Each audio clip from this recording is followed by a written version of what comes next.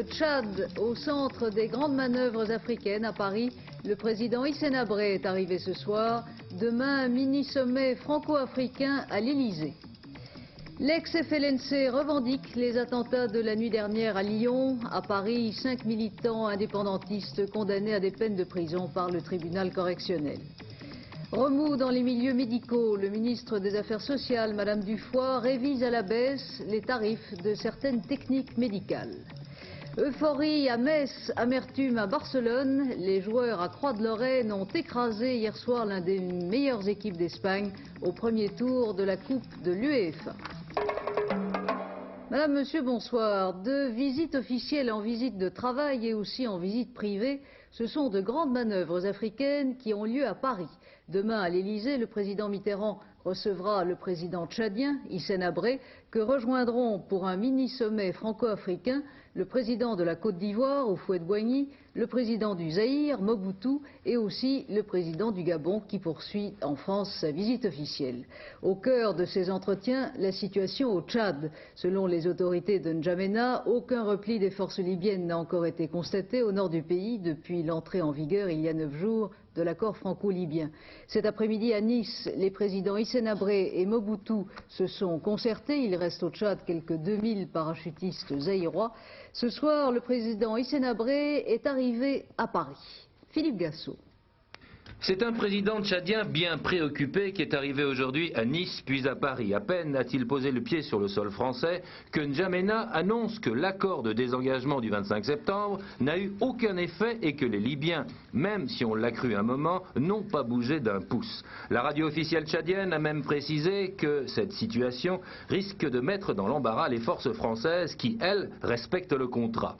Dans 20 jours, ajoutent les Tchadiens, il s'agira d'un revers diplomatique. La nouvelle est d'autant appuyée par les Tchadiens que leur président a eu du mal à accepter d'être mis par la France devant le fait accompli du désengagement. C'est la recherche d'une solution à présent diplomatique qui a motivé le voyage d'Hissène Habré, qui a rencontré à Nice le président Mobutu et qui participera demain à l'Élysée au sommet qui réunira François Mitterrand, Félix Houphouët-Boigny l'Ivoirien, Omar Bongo le Gabonais et le Zaïrois Mobutu. Un seul objectif, la paix au Tchad.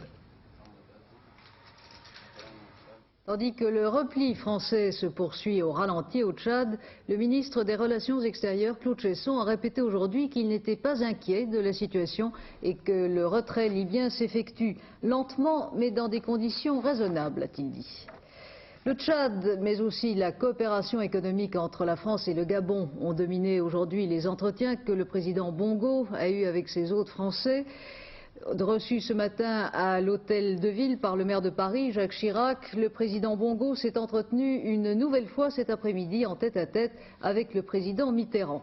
Depuis l'arrivée du président gabonais hier à Paris, tout est fait pour donner à cette visite officielle un relief et un prestige tout à fait particuliers. Paul Naon. Tapis rouge, limousine, dîner de gala, le gouvernement français a mis les petits plats dans les grands pour recevoir le président Bongo. Des égards exceptionnels auxquels le chef de l'État gabonais tenait tout particulièrement. Une réception à la mesure du différend entre les deux pays. Omar Bongo est un homme ombrageux, susceptible, et son pays n'est pas particulièrement un modèle de démocratie. Qu'est-ce qui pousse donc un gouvernement socialiste à le recevoir ainsi en grande pompe? La réponse est simple. Le Gabon est l'un des rares régimes stables en Afrique. Son président est écouté, il fait désormais figure de sage parmi ses pairs, et les relations économiques avec la France, uranium, pétrole, sont très importantes. Sans oublier l'essentiel, le rôle stratégique joué par ce pays en Afrique. En effet, le Gabon est pour la France une véritable base arrière des opérations au Tchad. C'est à Libreville d'ailleurs que sont stationnés les Jaguars qui interviennent là-bas. Toute la logistique française y est installée, 600 hommes en permanence, conformément aux accords de défense signés en 1960. La France est l'un des principaux fournisseurs du Gabon en matière d'équipement militaire, une dizaine de Mirage 5 déjà livrés. Bref, le Gabon est un véritable pays charnière pour la France en Afrique. On comprendra alors que pour toutes ces raisons, les bonnes relations entre Paris et Libreville demeurent pour l'instant la priorité des priorités. C'est une confirmation qui va tendre une nouvelle fois les relations franco-espagnoles et raviver le problème basque. Le ministre espagnol de l'Intérieur a officiellement confirmé aujourd'hui que l'Espagne va demander l'extradition de Tomás Linazza, ce dirigeant de l'ETA arrêté et écroué samedi dernier à Bayonne. Selon le ministre espagnol, le mandat d'arrêt international lancé contre lui est toujours en vigueur. Pourtant, Tomás Linazza avait fait l'objet déjà d'une demande d'extradition qui, en 1981, avait été refusée par le gouvernement français. Par ailleurs, les 3 Basques extradés par la France ont nié en bloc aujourd'hui devant un juge de Madrid les faits qui leur sont reprochés. Voilà 17 jours que notre ami Jacques Abouchar est prisonnier des forces soviéto-afghanes en Afghanistan. Des informations rassurantes sur son sort ont été données aujourd'hui par 2 membres de l'ambassade soviétique à Paris au président du groupe d'amitié France-URSS de l'Assemblée nationale, Eugène Tessière. Mais le chargé d'affaires français à Kaboul n'a toujours pas pu voir Jacques Abouchar. La haute autorité de l'audiovisuel a entrepris une nouvelle démarche auprès de l'ambassade soviétique. Le secrétaire général de l'ONU poursuit ses efforts. La Confédération internationale des syndicats libres intervient auprès du gouvernement afghan. Et le Conseil de l'Europe a voté une résolution demandant sa libération immédiate. C'est bien l'ex-FLNC qui a signé les 7 attentats à l'explosif et les 2 tentatives de plasticage qui ont mis en émoi la nuit dernière le centre de Lyon. Le Front de libération nationale de la Corse, dissous par les autorités, a revendiqué tout à l'heure ces attentats. Il s'est ainsi manifesté à quelques heures d'un jugement rendu tout à l'heure par le tribunal correctionnel de Paris qui a condamné à des peines de 4 à 8 ans de prison 5 militants corses pour 2 séries d'attentats commis en 82 et en 83 dans la région parisienne. L'ex-FLNC exprimait aussi à Lyon sa solidarité avec ces 8 militants impliqués dans le double assassinat de la prison d'Ajaccio et incarcérés à Lyon, puisqu'un juge d'instruction de Lyon est maintenant saisi du dossier.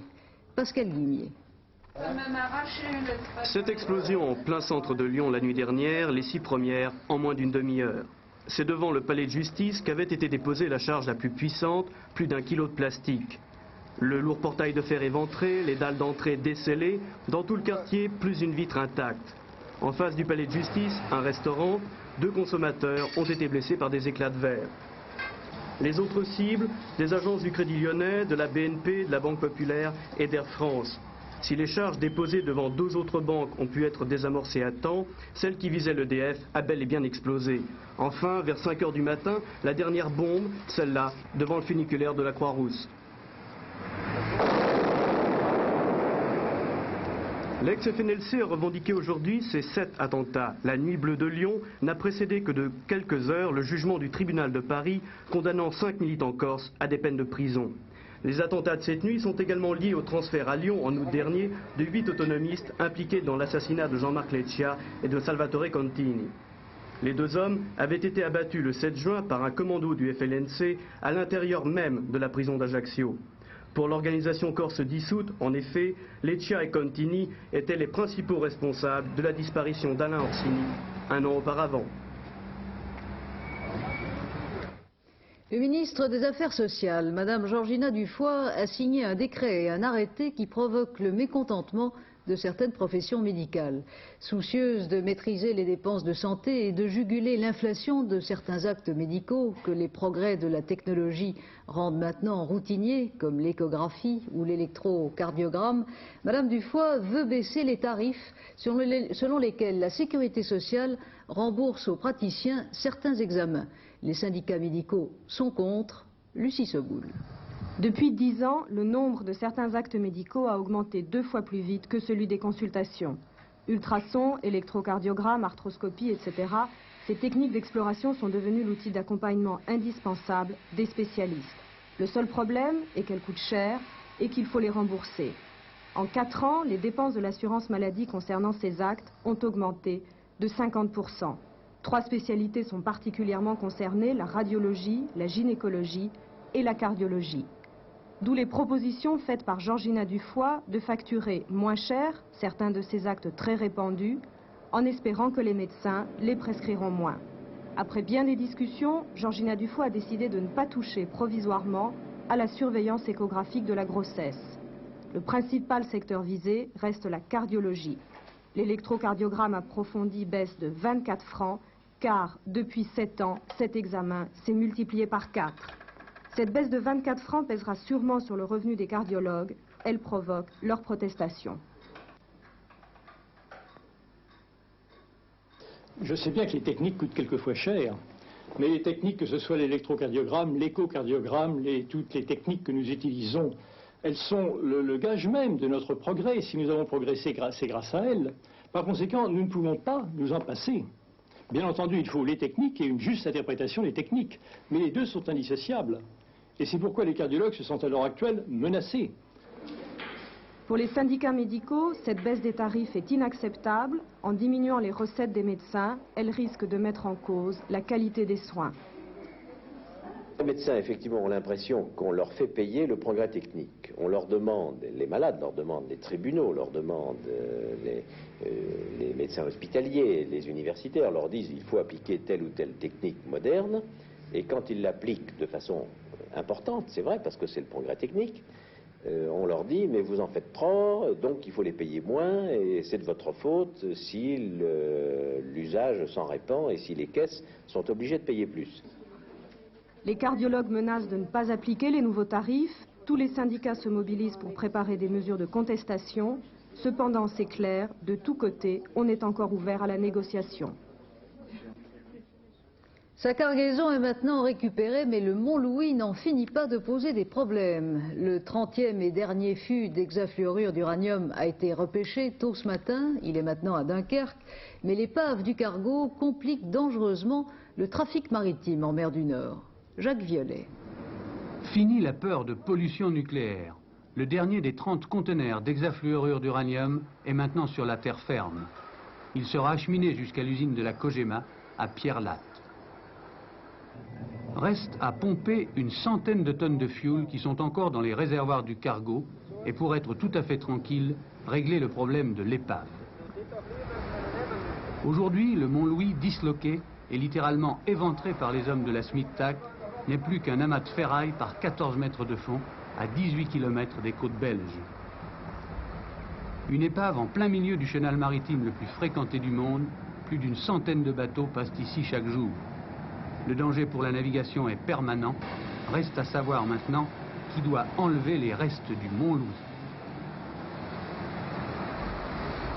Si cette épave se trouverait dans les eaux territoriales françaises, l'administration aurait le pouvoir, à la suite de la loi de 1982, d'imposer aux propriétaires d'enlever cette épave et éventuellement de faire elle-même les travaux d'office, après mise en demeure.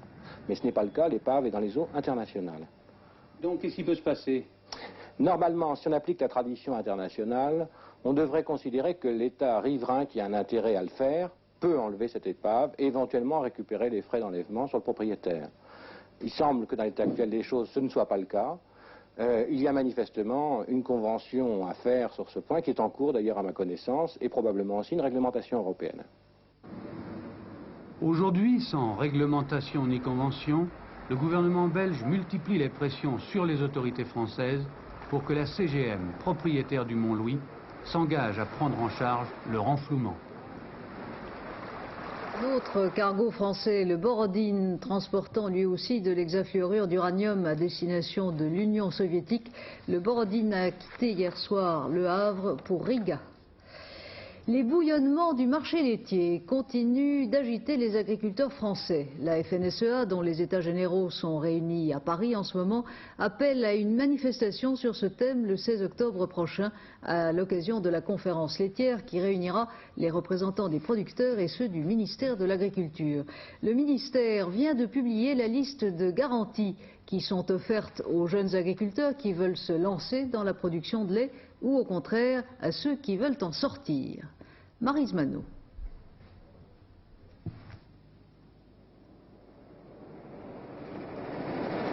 Il n'y a pas si longtemps, ce camion de lait s'arrêtait chez Jean-Paul Servant, le dernier producteur de lait de Chantemerrière.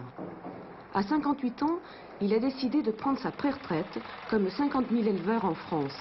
Une pré-retraite un peu spéciale, puisqu'elle ne lui interdit pas toute activité agricole. On sait qu'on est vraiment en surproduction de lait, et comme il y a certains jeunes qui sont obligés de faire du lait dans la région, même ailleurs, j'ai préféré, moi, lâcher maintenant, parce que je crois qu'on peut se passer du lait, quoi.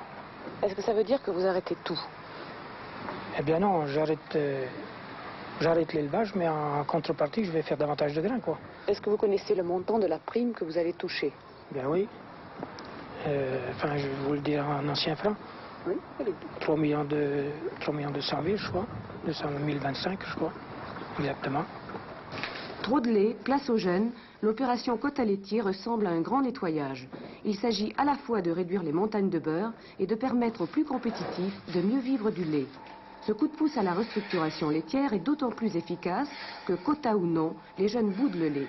Le propre fils de monsieur et madame Servant préfère une certaine qualité de vie. Il a choisi les céréales. La vie est complètement différente. Le week-end, on peut se permettre de partir. Et le soir, rentrer à des heures normales, tandis qu'autrement, c'est 10 heures. Le matin, c'est 6 heures. Vous voulez des vacances? Des vacances, vivre comme tout être humain, quoi. D'un côté, moins de jeunes pour faire du lait, de l'autre, plus de candidats à la retraite que prévu. En Charente-Maritime, par exemple, ils sont 780 sur la ligne de départ. L'industrie laitière, tout à coup, risque de manquer de lait. Alors, nous avons 500 producteurs qui vont abandonner le lait pour l'année 85, ce qui représente 20 millions de litres de lait sur 70 millions de lait de vache produits. Nous avions 500 employés, aujourd'hui il nous en reste plus que 300 et nous ne savons pas demain le nombre d'employés qui va nous rester. Je suis à mon deuxième transfert. Avant, j'ai travaillé dans 2 autres laiteries consécutives qui ont fermé. Et aujourd'hui, vous allez continuer à travailler à Surgères? Ben oui, j'espère. Quoique avec les problèmes du lait, la production qui baisse, on est en droit de se poser des questions. Difficile à l'heure actuelle de mesurer l'impact des quotas. Pourtant, l'industrie laitière parle déjà de 10 000 suppressions d'emplois. C'est la moitié de celles prévues chez Renault. Il n'empêche que si l'opération quota laitier réussit, il y a fort à parier que ce modèle fera école auprès d'autres productions agricoles. 2 jours après l'annonce par le président de la régie Renault des dispositions qui ont désamorcé le conflit qui agitait différentes usines, ouverture aujourd'hui à Boulogne-Billancourt des négociations salariales entre la direction et les syndicats. Les syndicats jugent ce soir insuffisant les mesures préconisées par la direction. Et moi, chez les constructeurs automobiles, mais surtout chez les automobilistes en Allemagne fédérale. Pour sauver ce qui reste de la forêt allemande menacée de pollution, pour calmer les écologistes qui représentent une force politique non négligeable dans son pays, le chancelier Kohl a en effet annoncé que son gouvernement envisageait de limiter la vitesse sur les autoroutes allemandes. Une mesure qui, s'ajoutant à l'essence sans plomb, modifierait les habitudes en Allemagne fédérale. Michel Meyer. Le catalyseur, cette boîte cylindrique intégrée à l'échappement, c'est l'équipement qui, d'ici 1989, devra être monté obligatoirement sur toutes les voitures allemandes afin d'en filtrer les gaz d'échappement. Autos et camions sont en effet la cause des fameuses pluies acides, cela pour 1/3 et à côté des émissions d'oxyde de soufre de l'industrie et des grandes villes. En Allemagne, les pluies ont l'acidité du vinaigre. Ce sont elles qui provoquent, admettons de plus en plus, la mort lente des forêts. Plus de 40% des arbres sont touchés et l'hécatombe s'accélère. Ici, en Hesse, ces sapins étaient encore parfaitement sains il y a 1 an, mais bientôt, il faudra les abattre. Encore 4 ans avant la généralisation du catalyseur, impossible d'attendre ce délai, conclut le rapport de l'Institut fédéral de l'environnement, et de préconiser la limitation générale de la vitesse dans un pays où les panneaux imposant le 100 à l'heure sont plutôt rares. L'Allemagne fédérale est en effet le seul pays d'Europe où la limitation générale de la vitesse était jusqu'alors un thème tout à fait tabou. Mais une prise de conscience sans précédent est en cours. 70% des conducteurs sont déjà favorables à une adoption plus rapide du catalyseur et de l'essence sans plomb.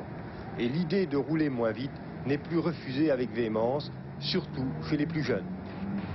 Je suis pour que l'on rende obligatoire la vitesse d'indication actuelle, 130, 120 peut-être sur autoroute. Moi, avec ma voiture, je ne dépasse jamais les 100 à l'heure. La limitation est une bonne chose. Pourquoi ne pas rouler moins vite? Encore minoritaire, un courant hostile à la vitesse, sinon à la voiture, gagne du terrain en Allemagne fédérale. Conséquence, l'industrie automobile s'adapte à cette nouvelle sensibilité écologique. Pour rester dans le paysage allemand, la voiture du futur devra, disons, purifier son haleine et être respectueuse de la santé des arbres. Dans l'immédiat, le débat relatif à la limitation de vitesse est en pleine phase d'accélération. Le dollar a repris du terrain aujourd'hui vis-à-vis du franc français et aussi du mark allemand. À Paris, la devise américaine a coté 9,32 francs. Un mouvement de grève de la faim se poursuit à la prison de Fleury-Mérogis. 364 détenus observent le jeûne pour protester contre les conditions de détention. Selon le ministère de la Justice, le mouvement ne s'est pas étendu aux autres prisons de la région parisienne, pas plus qu'en province. Cambriolage cet après-midi dans une banque de Cannes. 6 hommes armés et masqués ont pillé 80 coffres à la Société lyonnaise de banque. L'entraîneur n'a plus de voix à force de crier sa joie, les joueurs n'en reviennent pas tout à fait encore, les Messins sont fiers de leur héros. Le Football Club de Metz a réussi hier soir un exploit sans précédent dans l'histoire des Coupes d'Europe en éliminant de la Coupe des Coupes dès le premier tour le fameux club de Barcelone. Le score est sans appel, 4-1 et le football espagnol est en deuil. Alain Vernon. Thierry Venables n'en croit pas ses yeux. L'entraîneur de Barcelone assiste impuissant à la qualification des Lorrains. Un 4e but signé Kurbos et Barcelone quitte par la petite porte la Coupe d'Europe. Alors, au comité restreint, des supporters inconditionnels répondent les klaxons en plein cœur de Metz, réveillés en sursaut. Inimaginable pour moi. Moi qui aurais voulu être avec les supporters à Barcelone et qui suis resté à Metz, croyez-moi, j'ai vécu quelque chose de superbe. Pourtant, les Catalans abordent consciencieusement le match, marquant même les premiers grâce à Carrasco, un excès de confiance qui, en tout cas, va leur être fatal. 5 minutes plus tard, Metz entame, sans le savoir, une fantastique remontée au score. Et c'est Tony Kurbos, bien servi par Jean-Paul Bernade, qui égalise.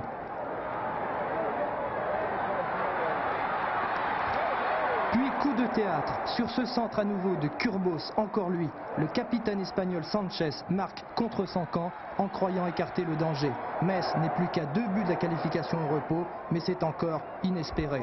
Alors à la reprise, Metz est survolté. Bernade sert Kurbos sur un plateau, l'avant-centre allemand de Metz inscrit le 3e but, la porte de la qualification commence à céder. On leur a posé des problèmes tout de suite. On a eu le bonheur d'égaliser tout de suite et de marquer un 2e but derrière, ce qui nous a mis en confiance. Et puis, je peux vous dire qu'à la mi-temps, on était assez fortement remontés. Et lorsque Kurbos Superstar marque le 4e but en reprenant ce centre de Bocandé, Metz fait sauter les portes de la qualification dans un stade presque vide. Et pendant que la presse espagnole assassine le club le plus riche d'Espagne, Kurbos et ses camarades vivent leur plus heureuse soirée 4 mois après leur victoire en Coupe de France. Pour Metz, c'est l'année de tous les succès. Les héros en Lorraine s'appellent ce soir Ettore Kurbos, Bocandé ou Bernade. Les Girondins de Bordeaux affrontaient sur son terrain l'Athletic Club de Bilbao hier soir. Une rencontre qui s'est soldée par un match nul qui qualifie les Girondins pour le 2e tour de la Coupe. Mais on s'attendait surtout à des incidents en Pays Basque espagnol. En fait, tout s'est bien passé. Thierry Calmet. On redoutait affrontements et violences, on a assisté à une partie de football, c'est tout. Mais les quelques 300 supporters bordelais qui avaient risqué le voyage à Bilbao craignaient le pire. En fin d'après-midi, la police de la route les accueillait et menait leurs voitures en fourrière. C'était seulement une protection supplémentaire. Tous les véhicules immatriculés en France sont repartis intacts.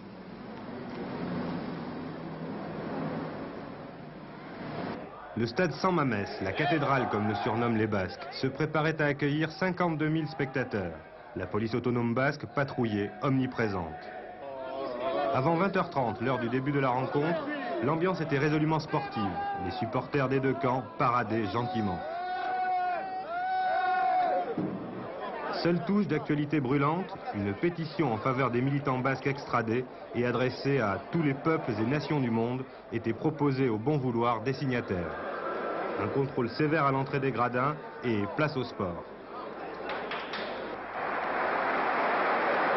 Les slogans ne s'adressaient qu'à l'équipe de Bilbao et les seuls incidents ont été les incidents de jeu. C'est leur qualification qui a fait trembler les joueurs bordelais et non l'insécurité. La sortie de l'arbitre n'a ici rien d'inhabituel pour un match de Coupe d'Europe. On n'a jamais eu peur, nous avons été déjà à l'hôtel très bien surveillés et puis sur le terrain tout s'est très bien passé. 23h, fin du match, 0-0. Bilbao n'est pas qualifié et ses supporters restent fair-play. Quelques centaines de personnes organisent un défilé pacifique au cri de « Vive le TA militaire, non aux extraditions ». Un dernier chant, l'hymne basque, calme fin de soirée. Reparlons football avec la liste des 16 joueurs retenus par Henri Michel pour la rencontre Luxembourg-France du 13 octobre prochain. Une rencontre comptant pour la Coupe du Monde 86. À noter la jeunesse de la ligne d'attaque avec Anziani, Bellone et Stopira, entre autres. Les résultats du quartet qui s'est couru tout à l'heure à Vincennes, le 17, le 14, le 5 et le 18, deux petits rapports, 5 francs dans l'ordre, rapportent 3 863 francs 50 et dans un ordre différent, 129 francs. Un mot de sport automobile avec la dernière étape cette nuit du rallye de San Remo. À moins d'une défaillance, la victoire paraît assurée pour la Peugeot 205 Turbo du Finlandais Vatanen qui a plus de 5 minutes d'avance sur l'Audi Quattro de l'Allemand Röhrl. Si la 205 Turbo fait merveille en rallye, c'est une voiture japonaise qui a fait sensation aujourd'hui aux abords du Salon de l'Auto à Paris. Jean-Claude Renaud et Roland Tourte nous montrent pourquoi. Voici la serrure de la Mazda MX-02. Le conducteur compose son code personnel, la portière s'ouvre, mais le code indique aussi à l'ordinateur de bord vos mensurations et votre position préférée. Il règle donc la hauteur du volant automatiquement et la profondeur du siège. Au volant, vous ne quittez pas la route des yeux. Les indications de sécurité, vitesse, clignoteur sont projetées sur le pare-brise comme dans les avions. L'ordinateur fait aussi du téléguidage relié au Reni sous-bois japonais. Il vous indique les routes qui bouchonnent, la météo, ou bien en ville, les carrefours à éviter. Les sièges sont réglables latéralement, l'un contre l'autre, si vous êtes particulièrement bien avec votre passagère, ou bien séparés, si vous êtes fâché. Mais la grande nouveauté, celle que Mazda compte installer sur un prochain modèle, ce sont les 4 roues directrices. Orientées dans le même sens, c'est idéal pour se garer en crabe. Dans le sens contraire, on vire plus facilement. Le moteur est un 1300 cm3 développant 100 chevaux. Pour la vitesse, les Japonais nous ont murmuré 200 km/h, mais sans garantie. En tout cas, ils ont tout prévu pour ce prototype hors de prix, même la panne. Une bonne nouvelle pour les amateurs de Citroën. Contrairement à ce que nous vous disions hier soir en présentant les nouveautés du salon, le prix de la CX GTI Turbo est de 137 900 francs et non pas de 180 000 francs. Parlons maintenant du temps et de la tempête qui fait rage dans les régions atlantiques de l'Europe, surtout au nord de l'Espagne, en Galice et aux Asturies, où 2 personnes sont mortes et plusieurs autres sont blessées. Les services de protection civile espagnols sont en alerte. La France n'est pas épargnée et c'est de la faute d'Hortense. Alain Gillot-Pétré en a oublié sa pochette. Oui. Hortense, attention, c'était à l'origine, dans le golfe du Mexique, un cyclone, mais ce n'est plus un cyclone, c'est une tempête normale. 140 km/h en Espagne avec les victimes que vous avez dites, 150 km/h à Brest, 165 km/h à Arcachon il y a quelques minutes. Il n'y a pas de doute, la tempête est bien là et elle va continuer. Demain, elle va continuer cette nuit.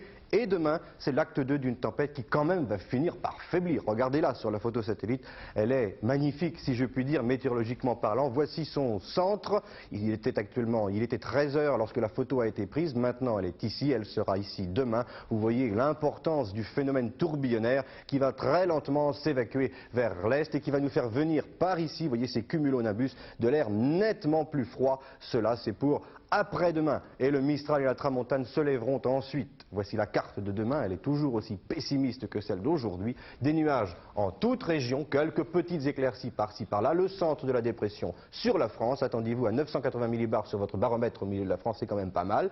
Beaucoup de nuages accompagnés encore de pluie, d'averses, d'instabilité, d'orage, localement de grêle, et le vent toujours assez fort en pointe, de nord-est en Manche, de nord-ouest en Atlantique et de sud-est près de la Méditerranée. J'insiste sur la force du vent pour cette nuit, car quand la tempête va vraiment pénétrer en France, sur notre territoire, vous aurez un vaste tourbillon sur tout le pays dès cette nuit. Attention si vous êtes sur les routes. Côté température, dans ces conditions, c'est la baisse bien sûr, de 13 à 17 degrés sur la moitié nord, c'était prévu d'ailleurs, et de 15 à 20 degrés seulement sur la moitié sud. Ça baissera encore après demain.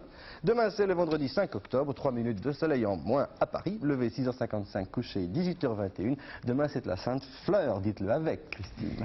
À 22h50, c'est Bernard Pradino qui vous présentera notre dernière édition. Demain, 12h45, antenne de midi, 18h30, c'est la vie. Et j'aurai le plaisir de vous retrouver demain à 20h. Très bonne soirée.